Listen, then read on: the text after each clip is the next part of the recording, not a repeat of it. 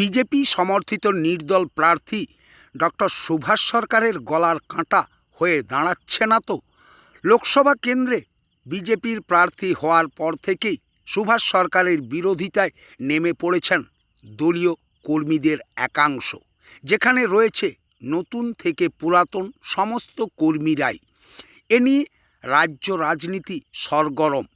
সেইখান থেকেই দেখা যাচ্ছে ডক্টর সুভাষ সরকারের বিরুদ্ধেই বিজেপির পুরনো কর্মী জীবন চক্রবর্তী বিজেপির সমর্থিত নির্দল প্রার্থী হয়েই নির্বাচনে লড়াই করতে ময়দানে নেমে পড়েছেন।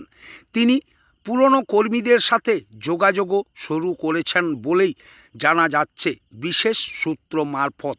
তবে কি জীবন চক্রবর্তী গলার কাঁটা হয়ে দাঁড়াতে পারে সুভাষ সরকারের?